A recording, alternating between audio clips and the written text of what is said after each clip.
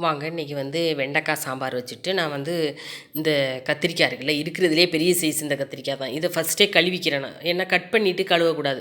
இதை வச்சு மீன் மாதிரியே இருக்கும், மீன் ஃப்ரை மாதிரி பண்ணிடலாம். வெஜ் மீன் ஃப்ரைன்னு சொல்லுவாங்க இதுக்கு. இதை நல்லா இது மாதிரி வாழைக்காய் மாதிரி ஸ்லைஸாக நல்லா கட் பண்ணிக்கணும். இது நல்லா ஸ்பாஞ்ச் மாதிரி இருக்குது. இப்படி தொட்டோம்னா ஸ்பாஞ்ச் மாதிரி இருக்குது. நல்லா கட் பண்ணி வச்சுக்கிட்டு இப்போ இதுக்கு ஒரு மசாலா ரெடி பண்ணிடலாம். 2 ஸ்பூன் இந்த பாருங்கள், இந்த சைஸில் இது பண்ணிவிட்டு அந்த மசாலா இது பண்ணிவிட்டு அதில் தடவிட்டு வச்சிடணும். இப்போ இதுக்கு கடலை மாவு 2 ஸ்பூனு, 1½ ஸ்பூன் மிளகாத்தூள், மிளகு சோம்பு சீரகத்தூள் 1 ஸ்பூனு, உப்பு தேவைக்கேற்ப. இது சிக்கன் 65 பவுடர் இருக்குல்ல, அது கொஞ்சம் போட்டுக்கலாம். இது நம்ம மல்லித்தூள் அரைச்சி வச்சுருக்கோம்ல, குழம்பு மசாலா தூள், அதில் கொஞ்சம் போட்டுக்கலாம் 1 ஸ்பூனுக்கு. ஒரு 1/4 ஸ்பூன் மஞ்சத்தூள், 1 ஸ்பூனு இஞ்சி பூண்டு பேஸ்ட்டு. இதில் எண்ணெயும் மிக்ஸ் பண்ணிக்கலாம். நான் எண்ணெய் மிக்ஸ் பண்ணலை, தண்ணி தான் மிக்ஸ் பண்ண போகிறேன்.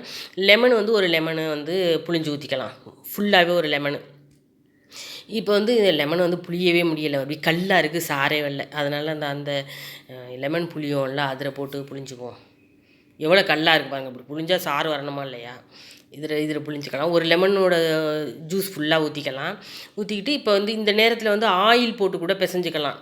நான் ஆயில் போடலை, எல்லாத்தையும் ஒன்றா மிக்ஸ் பண்ணிக்கிட்டு தண்ணி தெளித்து கொஞ்சோண்டு பிசைஞ்சு இது மாதிரி நல்ல பேஸ்ட்டாக வச்சுக்கோங்க. வச்சுக்கிட்டு இப்போ நம்ம கட் பண்ணி வச்சுருக்கோம்ல இந்த பிரிஞ்சால் கத்திரிக்காய், அது மேலே அந்த மசாலாவை தடவி தனித்தனியாக ஒரு பிளேட்டில் வச்சிடலாம்.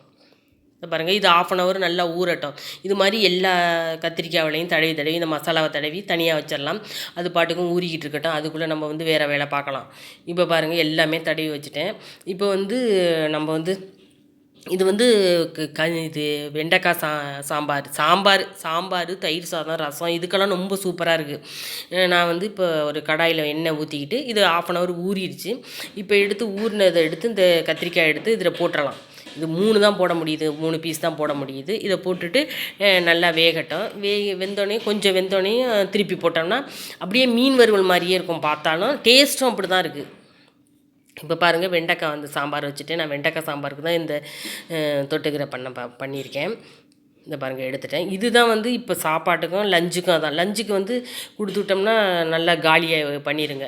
ஒரு நாள் போடுவோன்னு ட்ரை பண்ணி தான் இன்றைக்கி போட்டேன். இங்கே பாருங்கள், வஞ்சிர மீன் வறுவல் மாதிரியே இருக்குது. வஞ்சிர மீனை கூட சப்புன்னு இருக்கும். இது நல்ல டேஸ்ட்டாகவும் நல்லாயிருக்கு. நான் லஞ்சுக்கும் இதான் கொடுத்துட்றேன். வாங்க சாப்பிட்லாம். சுவையான வெஜ் மீன் வறுவல் ரெடி.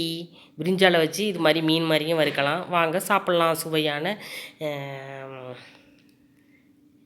மீன் வறுவல் ரெடின்னு சொல்லலாம். வெஜ் மீன் வறுவல் ரெடி. வாங்க சாப்பிட்லாம்.